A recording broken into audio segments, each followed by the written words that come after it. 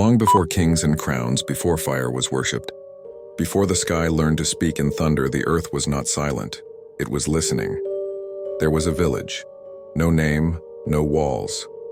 A place forgotten by gods and untouched by time. They lived by the rhythm of the land, planting, bleeding, birthing, and burying beneath the same stars. They feared only one thing: the mountain. It rose like a broken tooth above the horizon. The villagers said it had a heartbeat, that it breathed beneath the soil. No one climbed it. No one looked at it after dark, and every 10 winters, someone was chosen. A child.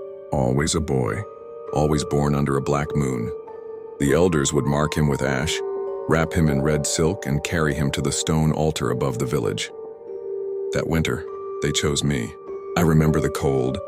I remember the silence. Not the silence of peace, but the kind that comes when something is listening very closely. I was 7 years old. My mother didn't cry. She stood behind the elders, her eyes glazed. My father had already left. He said it was better not to love a child chosen by the mountain. I was carried through the forest, past the screaming trees, up into the thinning air where the snow turned black and the wind forgot its name. They laid me on stone, cold as bone. I closed my eyes, expecting to die, but death never came. What came was older. It was not a voice. Not exactly. It was memory. Something pressed into my mind like roots cracking stone. It showed me fire, blood, skies burning red. It showed me things crawling on 4 legs, eyes like coals, fangs like daggers. And above them all, a man, alone, crownless, barefoot, covered in the blood of his children. It showed me myself, older, immortal, alone. When I woke, the elders were gone, my red silk soaked in frost and black sap, and the stone beneath me was warm. I walked back down the mountain. The forest made way for me. Even the birds would not sing. My village stared as I entered. They whispered. They bowed. They feared me, because my eyes had changed, because the blood offering had lived. That night I didn't eat, I didn't sleep. I stood at the edge of the woods, listening to the mountain pulse beneath my feet. My skin felt too tight, my breath too slow. I no longer needed warmth, but I hungered deeply for something I couldn't name. And when my neighbor's dog bit my arm and my blood hit the dirt, it hissed like it was alive. That was the first time I bled, and the last time I would feel pain. Days passed, then weeks. I stopped aging, my hair no longer grew. My skin turned pale cold. The village began to avoid me. The children ran. The animals stared. My mother locked herself inside and refused to speak. Only one old woman, blind, half mad, still spoke to me. She said I was not a curse. I was a lock. And something was waiting for me to open. One morning I found her dead, her heart missing, but no blood. That was when the hunger grew. A cold ache in my bones, the scent of life around me, ripe warm, it made my teeth throb. And I bit a lamb, then a bird, then a man, not to kill. Not at first, but to feel the heat of their blood. And then, I could not stop. Elders came with fire. They screamed my name like it was a curse. They chained me, buried me alive beneath the mountain. But I did not die. I slept for years, for centuries, and when I woke again, the world had changed. But I had not. Time doesn't move the same for those who do not age. The world shifts around you. People change, languages fade, but your bones remain untouched. You become background noise in your own story. When I returned from beneath the mountain, my village was gone, burned to ash. Trees had grown over the bones of homes. Names carved into stone were crumbled and eaten by moss. I wandered barefoot alone. The hunger was quiet at first, like a whisper behind the ribs, but each passing day it grew louder. Like a second heart beating with only one desire, blood.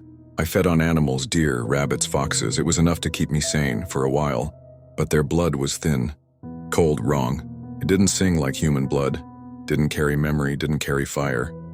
Then I met her. Her name was Elira, a healer.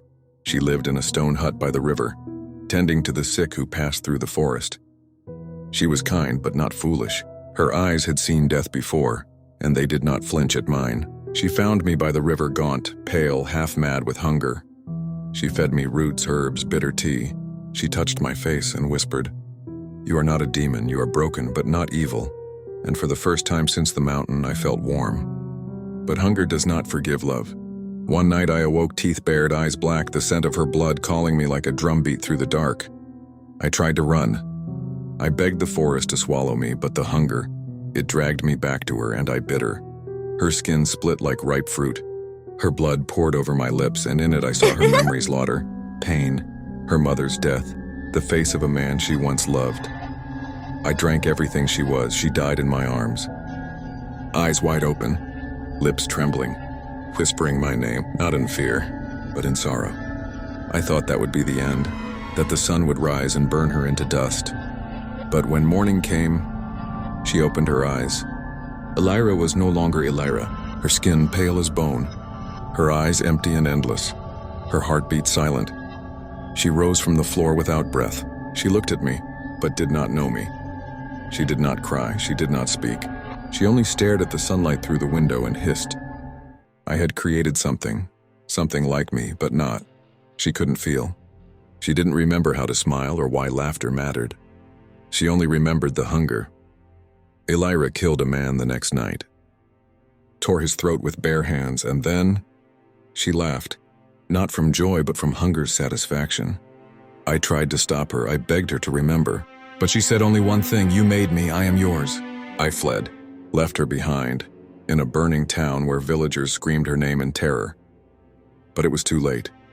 She had already turned another, and then another. Within weeks, the forest was alive with whispers, pale men with black eyes, women who walked in shadow, children who didn't blink. They were spreading, like fire with no wind to stop it. And yet, I felt nothing, no joy, no rage, just silence. Because I knew every one of them was a reflection of my hunger, my sin, and I was still alone, even surrounded by a new breed of creature that bore my curse. I was still the only one who remembered what it meant to be human. I began to wonder, was this what the mountain wanted? Not to feed, not to destroy, but to create a mirror, to show me what I am, by birthing a world that no longer feels. That was the night I stopped feeding. I buried myself in the earth, deep, cold, silent. I hoped to sleep for eternity. But eternity might is a lie. There comes a time when even monsters want to be free. Free from the curse, free from the hunger, free from the blood that drips inside our dreams. I believed I could bury it, that by sleeping beneath the world I could forget what I was. But evil does not sleep, it grows in silence. When I returned, the world had moved on. Empires had risen and crumbled. The language I once spoke was now a ghost. But my children, they still walked the earth. The vampires, created by my bite, born from sorrow, shaped by hunger. They no longer whispered my name with reverence. They had become kings and warlords and monsters that made me look kind. I wandered the ruins of a forgotten monastery, stone cracked by time, blood soaked into the altar. There I heard the voice again. It lived inside my chest. Not my soul, what was left of it, but something deeper, older, a second self. It called itself rage. I could not live with it any longer. So I climbed to the highest mountain, where clouds swallowed the sky and wind cut like bone. I carved a circle into the stone with my own hands, a prison, an altar, a confession, and I reached inside myself and ripped the rage from my soul. It fought. It screamed in every voice I had ever killed, and then it bled. The hunger, the wrath, the beast. It slid from my skin like shadow-made flesh. It had no face, but it had my eyes, and it howled. The scream echoed across forests and fields, into the bones of men. And something ancient answered. The first to fall was a hunter. He clutched his head, convulsed, and when he rose, his body had torn itself apart. Flesh became fur, hands became claws, words became snarls. He had no name anymore, only rage. He was the first, but not the last. By nightfall, others followed, men who had heard the howl, men who had buried hatred in their hearts, men broken by war, grief, guilt. They became something else. Werewolves. They did not drink blood. They tore flesh. They did not remember names. They remembered pain, and worse, they could walk in daylight. Unlike my kind, they were not bound by moon or sun. They hunted vampires, fed on them. And so, the war began. The Valley of Orus ran red. Vampires burned. Wolves howled. And humanity watched in terror from the hills. They called it the Split. A war of monsters born from one cursed soul. Me. I tried to stop it, to undo what I had unleashed. I stood before a wolf-once, a priest I had known, and begged him to remember who he was. He lunged. I did not kill him. I let him take my arm because I deserved it. I buried the dead myself. Vampire and werewolf alike. Even the ones who had once called me father. And when I stood in that field of graves, I knew the truth. The rage I cast out of me had never left. It had simply taken new form. New bodies. New names. So I gave myself a new name too. Not king. Not God. Not monster. I was now witness, the one who watches. Who remembers. Who walks between blood and silence. I left the war behind. The forests. The thrones, the myths, and I walked. For centuries. Through burning cities. Through ice. Through time. Until the world changed again. Until silence returned. A vast underground chamber sits beneath layers of ancient stone. 7 vampires cloaked in black and crimson sit on thrones carved from obsidian. A circular table glows faintly with runes pulsing like a heartbeat. One vampire places a blood-stained scroll on the table. The others slowly nod in agreement. A hidden doorway opens. A pale figure steps into the room. His eyes are covered by a black blindfold. Chains hang from his wrists, but he moves silently. One of the council gestures toward a shadowed hallway. The blindfolded figure turns without hesitation and vanishes into the dark. Miles away, Sorin stands on a cliff's edge, wind pulling at his coat. The moon above is cracked and dull.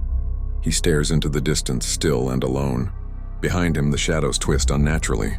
The blindfolded figure steps forward, silent and hollow. His skin looks burned, scarred by magic. Sorin turns slowly, their eyes never meet. There's no movement for several seconds, then the air shudders. The ground splits beneath their feet. Black tendrils rise from the earth. A pulse ripples across the landscape. Forests tremble. Distant cities lose power. Oceans churn. In a deep trench far below the sea, something stirs. Massive, ancient, alive. Its eye opens. Above, in the council chamber, every candle is snuffed out at once. A single throne sits empty. Blood drips from the ceiling. No one moves. Darkness swallows the room. Darkness spreads. Not night, not shadow, but something older. Heavier. A silence that presses on the bones of the world. In the deepest ocean trench, where sunlight has never touched, something stirs. It is not asleep in the way mortals understand. It waits, and it remembers. Above the surface, far from land, the sea begins to boil. Clouds twist overhead. A flock of seabirds drop suddenly, lifeless, into the water. Fish scatter in every direction, then vanish as if fleeing from something that has no shape. Below the waves, deep in the black, the creature breathes once and the ocean moves. On land, Sorin walks alone through a wasted valley. The earth is cracked. Rivers have dried. The trees hang limp, their leaves blackened at the edges. No birds sing here. He pauses at a ruined archway carved with forgotten glyphs. Once this was a temple. Now it's only ash. He kneels and brushes dust from the stone. Beneath centuries of debris, a symbol, a coiled spiral burned into the rock. His hand trembles. He stands. The sky is pale and wrong. Far off, something howls. But it's not a werewolf, it's something deeper, something primal. Sorin turns his head. He feels it too. Something has woken. In the north, high in the mountains, the last pack of werewolves runs across the snow. Their breath steams behind them, claws cutting deep through frost and ice. Their alpha halts suddenly and sniffs the wind, then bolts in the other direction. One by one, they all follow. None of them look back. Across the continent, the blood drinkers gather in ruins, fangs bared, eyes wild. They argue without speaking. They can all feel it. The Night Council is broken. One throne is shattered. The oldest of them are silent, unmoving like statues. Some of the younger ones burn their own shrines and flee. The air tastes of salt. The seas are rising. Sorin climbs a narrow path along the cliffs. Below, waves crash against jagged rocks. Spray hisses into the wind. He reaches a narrow cave mouth and enters. Inside, the walls are marked with handprints, thousands of them, burned into the stone. Each one is identical. Each one is his. He walks deeper. The cave twists and winds, dropping lower with every step. Eventually, he reaches a wide chamber filled with black water. In the center, a stone altar. On it, a mirror. Sorin approaches. He sees no reflection, just darkness. It moves. He reaches for it and flinches back. The water around the altar trembles. A whisper, not sound, brushes his thoughts. He turns and the blindfolded creature stands at the entrance. It does not move. Sorin steps forward. The creature raises a hand. The mirror shatters. All light dies. In a desert city swallowed by time, a monolith cracks open. Sand pours inward. Beneath the surface, something ancient begins to shift. A black shape rises taller than any man, with no face and no form. It leaves no tracks. Every candle in the city gutters out. The air becomes heavy. The people scream without knowing why. Then they are silent. Back in the cave, Sorin stands alone. The blindfolded creature is gone. The mirror is dust. The altar now glows faintly, pulsing. He steps onto it. The water drains away instantly, revealing stone steps spiraling downward into the dark. He descends, step after step, deeper than the earth should go. The air becomes thick, electric, wet, far below a heartbeat, not his, not human. He reaches the bottom, a circular chamber impossibly wide. No light source, yet everything is visible. At the center, a sphere of black stone floating, pulsing, alive. He approaches. Images flood his mind, wars long forgotten. Creatures long dead. Stars collapsing, oceans flooding, teeth, blood, storms. He stumbles. A long scar reopens across his chest. Blood drips onto the floor. The sphere opens. Inside, an eye. It stares. He cannot move. The chamber begins to tremble. Dust falls. The walls crack. He raises his arms not to fight, not to pray, but to surrender. The eye closes, then opens again. Above ground, the sea erupts. A tower of water stretches skyward, as if the ocean itself were rising to touch the stars. Ships vanish. Cities flood. Storms form without wind. The moon shudders in the sky. The clouds burn red, and in the distance, walking across the waves, comes a shape tall, thin, infinite. It wears no face, it leaves no wake. It leaves no mercy. Sorin stands in the eye's gaze. He begins to change. His skin cracks. Light spills from the wounds. His mouth opens in a silent scream. Wings of bone and flame burst from his back, not angelic, not demonic, something older. His eyes glow like dying stars.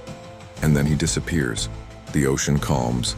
The creature on the water's surface stops. It tilts its head, then crumbles. Into mist, into nothing. In the caves, the altar shatters. The spiral sigil burns into the floor. The heartbeat stops. Silence. All across the world, vampires awaken, gasping, and then vanish into ash. Werewolves collapse mid-run and never rise again. The old bloodlines scream and flicker out like dying fires. The cities grow quiet, the forests still. Time slows. And then one figure walks across a desert plain, clothed in black. Eyes gold, pale skin glowing faintly. No heartbeat, no hunger. Sorin, changed, whole, alone. He walks through an empty city. Doors hang open, cars rust, lights blink and die. He stops at a broken window, looks at his reflection. For the first time in centuries, he sees it. He smiles, then walks on. Skies once full of smoke are now pale and empty. Cities lie still, glass cracked, streets flooded with silence. Skyscrapers stand like the ribs of ancient beasts, hollow and watching. Sorin walks.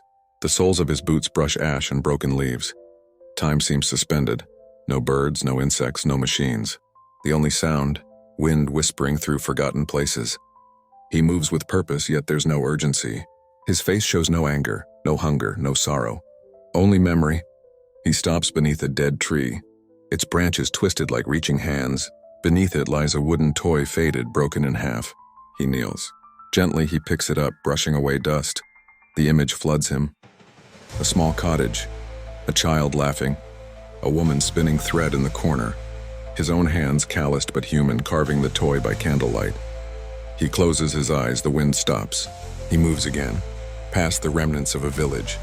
Windows shattered, fences collapsed.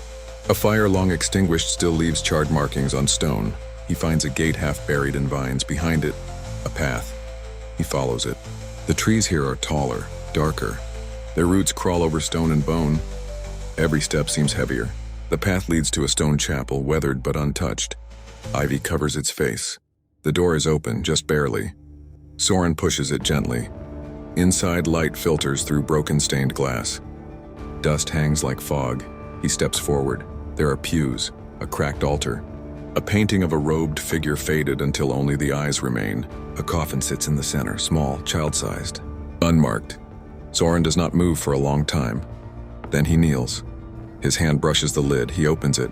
Nothing inside but cloth and dried flowers long turned gray. Still, his hands tremble. He sits there. Not as a creature of power, not as the first vampire, not as the end or beginning. Just a man, remembering. Outside, clouds shift. Snow begins to fall gently, slowly. The world holds its breath. Later, he walks again. Through forest now where trees still live. Birds return.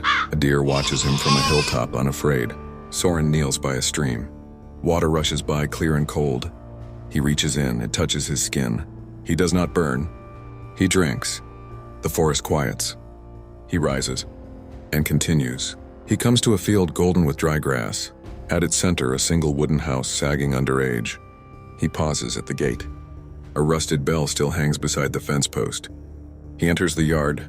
Grass crunches underfoot. The door is unlocked. He steps inside. Inside, the air is filled with time. Everything is covered in cloth. A chair by the fire. A painting on the wall. An old book on the table left open. A teacup untouched, still stained inside. He pulls back a cloth from the wall. A portrait. Himself. Human. Young. With a woman beside him, dark-haired, smiling. She holds a child. He stares at it. His hand touches the face in the painting. A sudden gust of wind slams the door shut. He doesn't turn.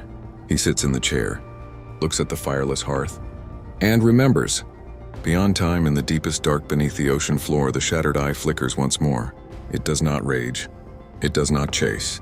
It waits, but it feels the shift. Something has changed. The first vampire is no longer a creature of hunger. He is no longer cursed. The bloodline is broken. The cycle is ended. But the thing that sleeps still remembers him. Night falls. Sorin steps outside the old house. The sky above is clear. Stars burn brighter now. The moon is whole again. He stands still for hours, listening. Not for monsters, not for threats, but for life. He hears it. A heartbeat. Far away, small, scared human. He walks toward it, through empty towns, over collapsed highways, across rivers swollen with rain. He reaches a hill. Below, a single flickering light inside a stone cellar hidden by ruins. He descends quietly. Inside, a child sits alone beside a candle. Eyes wide, thin, dirty, alive. The child looks up at him. Sorin kneels. He holds out his hand. The child hesitates, then takes it. They walk together. Through forest, through snow, through silence. Two figures under the stars, the last vampire and the last human. In the black ocean trench, the eye watches. The child is not marked. The curse is not in his blood. The world has been emptied and remade. It closes and sleeps again. Sorin and the child reach a ridge. Below, a valley untouched. Green, flowing with rivers, trees heavy with fruit, birds in the sky. The first place untouched by the ancient war. Sorin looks down at the child. Then ahead, he walks. The child follows, no words, only footsteps in grass.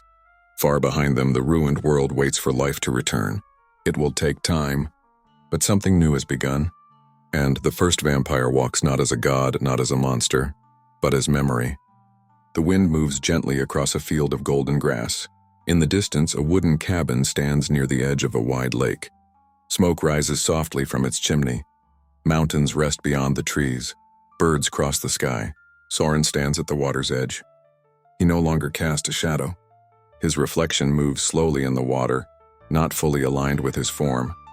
A faint glow still flickers behind his eyes, but it fades with each passing day. Behind him, the child runs barefoot through the field, arms open, laughing silently. Sorin turns and watches, not as protector, not as guardian, as witness. The child climbs a tree, reaches a branch, plucks a red fruit and holds it high, triumphant. Sorin walks toward him, places a hand gently on the trunk. The tree sways in the wind, leaves rustling. For the first time in centuries, he smiles. Seasons pass. Snow falls. The cabin is lit by candlelight. Inside, the child draws shapes on the floor with chalk. Spirals. Sun's eyes. Sorin watches from the corner, unmoving. He does not sleep. Outside, the world is silent but alive. Wolves howl in the far woods, but no creatures answer. The old blood is gone. In the mountains, the last vampire vault lies buried beneath snow and stone. Its black doors crumble. Inside, bones, books, ritual knives, robes hung on stone pillars. A gust of wind passes through, and the dust rises and settles. No one stirs. Sorin chops wood at dawn. The child feeds chickens, gathers eggs, waters the roots of the garden. They say nothing, there is no need. Sorin places a hand on the soil. It is warm. Something stirs beneath it. Not death, not power. Life. Years pass. The child grows. Taller, stronger, curious. He builds. He paints. He wanders far into the woods and returns with stones and stories only his eyes can tell. Sorin begins to fade. Not in body. His form remains, but in presence. The glow in his eyes dims. His movements become slower, each step more deliberate. He stands by the lake each evening and stares into the water as if expecting it to speak. It never does. The child finds an old book buried near the cabin, wrapped in leather and bone. He opens it carefully. Inside, drawings, maps, symbols of the old world. The spiral. Sorin stands in the doorway and watches. The child looks at him, then closes the book and places it on the shelf, the only one. They never open it again. One night, lightning splits the sky. Trees fall. Wind howls through the valley. The lake swells. Sorin walks outside into the storm and raises his arms. Rain lashes him. Thunder rolls above. He closes his eyes and listens. For the first time in centuries, the voice is gone. No hunger. No command. No call from beneath. He is free. Winter. The child sits by the fire, older now. Hands scarred from work. Eyes thoughtful. Sorin sits across from him, still as stone. The fire crackles, the snow falls. Outside, foxes sleep in burrows. Deer press close to the trees. Somewhere beneath the earth, roots spread. Nothing hunts. Nothing kills. Spring returns. The world is green again. The cabin is surrounded by wildflowers. Bees float from bloom to bloom. The sky is blue. The lake reflects it perfectly. Sorin steps into the water. He walks forward, deeper until the surface reaches his chest. Then his shoulders, then his neck. He closes his eyes and sinks beneath. The water closes over him. And then, he rises again. Steam lifts from his skin. The light in his eyes is gone. The curse is gone. That night, he watches the stars from the cabin roof. The child joins him, now nearly a man. They sit side by side, two silhouettes under a sky full of memory. One morning, Sorin does not rise. He stands instead beneath the old tree, hands at his sides. He looks down the path that leads away from the valley. The child approaches, now wearing a blade at his belt, not for violence, but for protection. Sorin nods. The child nods back. No words. They part. One walks into the wild. The other watches the sun rise through the trees. Time passes. Years. The cabin becomes overgrown. The fields return to forest. The path disappears. But footprints remain in the earth where two once walked. One heavy. One light. Far away, the child, now grown, reaches a high ridge overlooking a new valley. A village below. Smoke. Laughter, firelight, humans alive. He watches from the hill, hand resting on the hilt of his blade. Not afraid, not alone, he steps forward and enters the world. Sorin stands at the same lake, older now, tired. The trees around him have grown tall. He looks to the sky one last time and fades into mist. No sound, no pain, just peace. The world keeps spinning. No blood, no war, only echoes. And the name Sorin, once feared, now spoken in reverence, not as a monster, but as the one who ended it all. A red moon rises above the mountain ridge. The grown child walks through dark woods, his coat heavy with rain. Wind bends the trees, whispering in tongues too ancient for words. Fireflies drift through the air, blinking in and out like the breathing of the earth. He stops at a stone arch swallowed by vines. Its markings are older than language. A spiral, a crown, an open eye. He reaches out and touches the stone. It shudders beneath his palm. The vines wilt. The arch breathes, then opens. Inside, a staircase carved from bone and black rock. Moss clings to every surface, water drips endlessly into the dark. He descends. The air thickens. Below, a cavern blooms open, massive, ancient, glowing with soft red light from cracks in the stone. At its center, a pool black as night. He approaches. Something moves beneath the surface, not a creature, not alive. Memory. He kneels, places his hand on the surface. Images flash through his mind. Sorin reborn in blood, the world broken, the spiral eternal. He falls back, gasping. A single drop of black water clings to his fingertip. It sinks into his skin. He wakes in a bed of moss. Alone. The cavern is silent, but something is different. His eyes burn faintly with gold. His heart beats slower. He rises and climbs the stairs again. Outside, the world is changed. The moon is full and low. Wolves gather in the distance, watching, not hunting. They see him. One by one, he doesn't understand. But he keeps walking. Days pass. He returns to the valley of people. They recognize him. Not his name, not his face, but something older. They welcome him. He helps build, plants trees, teaches children to read the sky. But he doesn't sleep anymore. One evening he sits by a stream. His reflection shimmers, then shifts. Eyes red. Fangs. The spiral glows in his pupils. He touches his chest. His heartbeat continues. Still human, but changed. That night he dreams of Sorin. Not as a vampire, but as a man beneath the stars walking into mist. And a voice not Sorin's, deeper than oceans. You carry his end, and your beginning. He wakes, fingers trembling. Beneath his skin, power old, dormant, but stirring. He climbs the mountain above the village.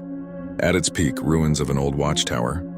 Buried beneath stone, a coffin sealed in wax and salt. He opens it. Inside, nothing but ash and a single tooth. Black, smooth, warm to the touch. He closes his eyes and places it in a pouch around his neck. The wind howls. The spiral glows again behind his eyes. Over time, crops grow faster when he walks through the fields. Wounds heal quicker when he places his hand near them. Children sleep deeper when he sits nearby. The villagers never speak of it, but they build a stone in his honor near the well.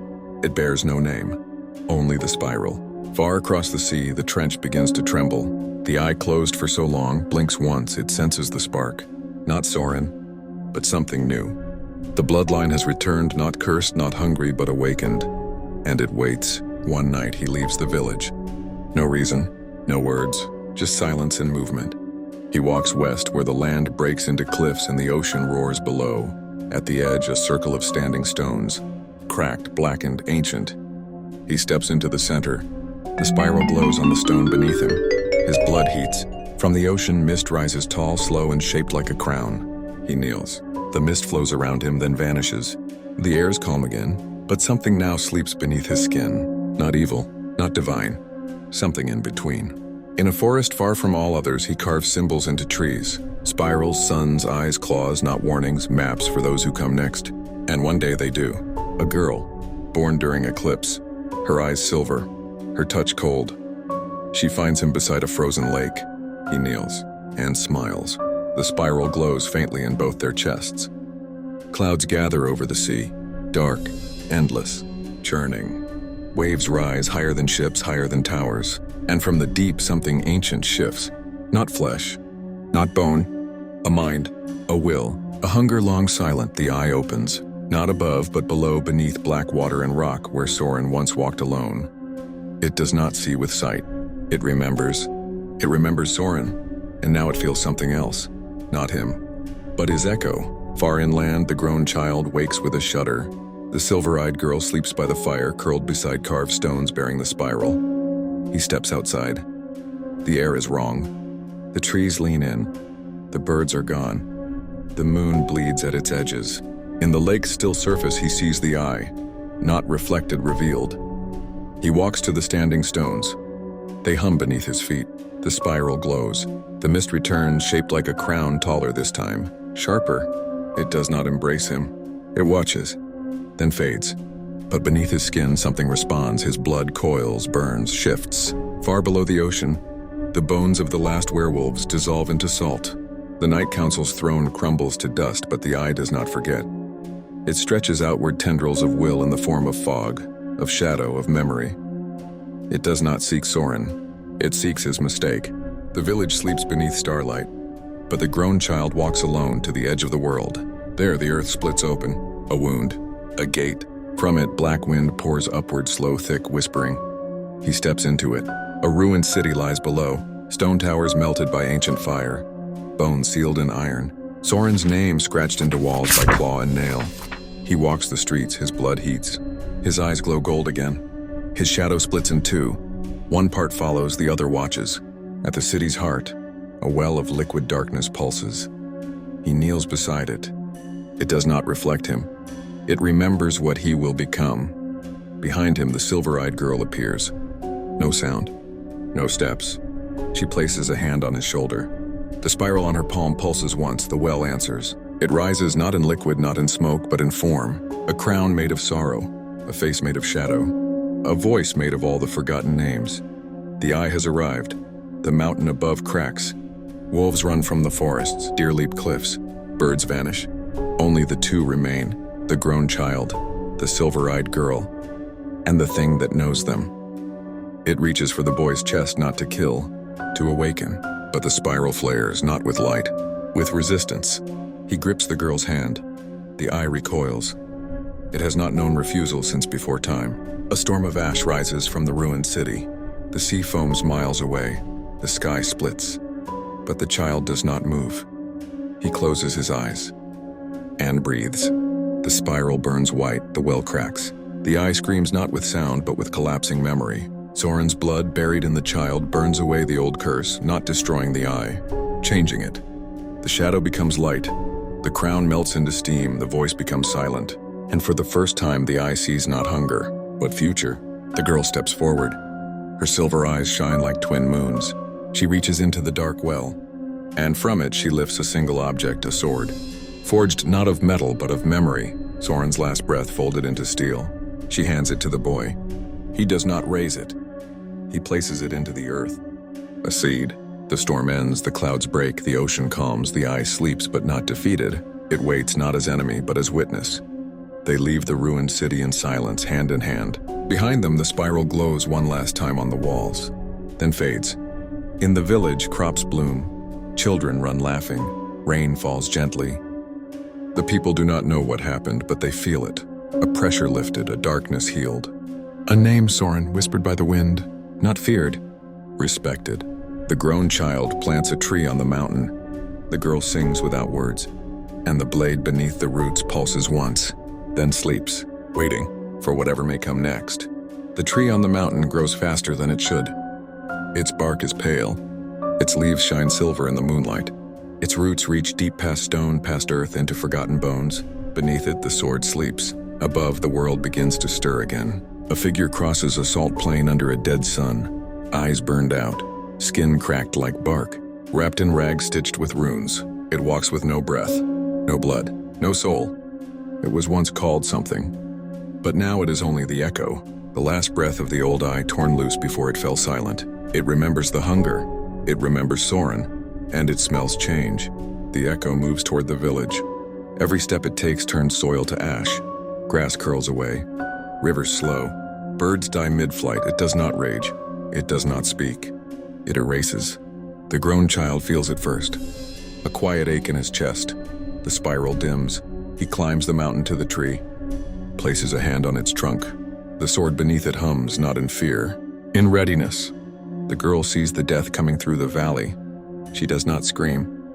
She does not run. She walks into the forest, the ancient one with black trees and mirrors for leaves.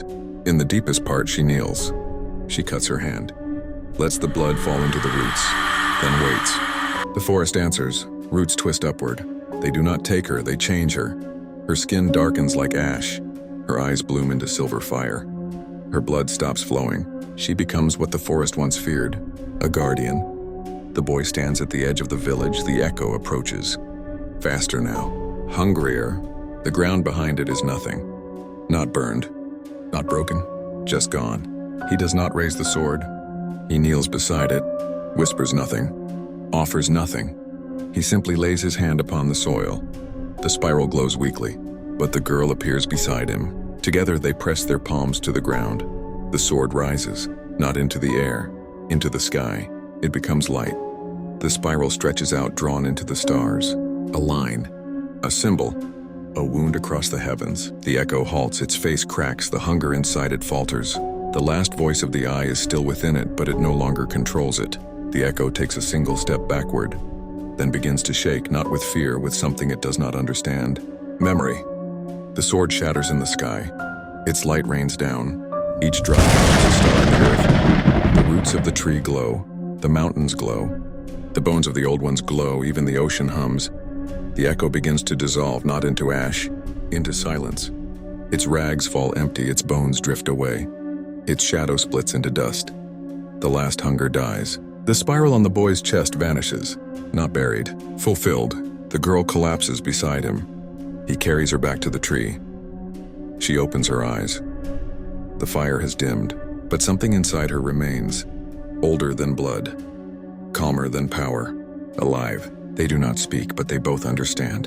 The bloodline ends here, not with death, with completion. The stars above are different now. They spiral outward, a message, a mark, a map for those who come next if they ever do. Years pass. The village becomes a city. The spiral is carved into stone, not as a symbol of fear, as a symbol of peace. The people speak of Sorin not as a curse, but as the beginning. The boy grows older, not weaker, just still. He plants a second tree beside the first. Its leaves are black, its bark is smooth. Its roots do not reach into bones, but into dreams. The girl never changes.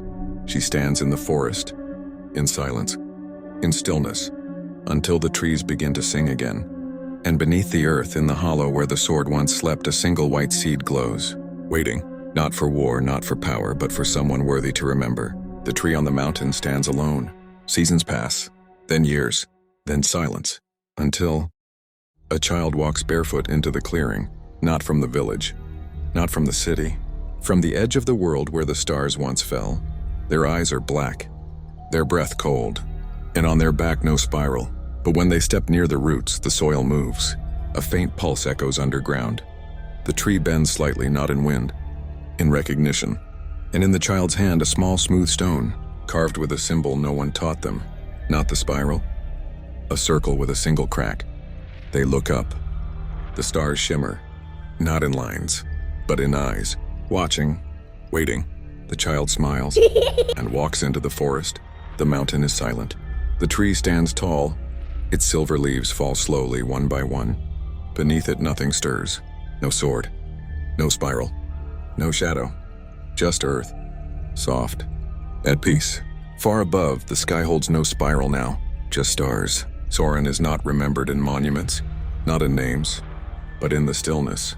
The curse is gone, and the world no longer whispers at night.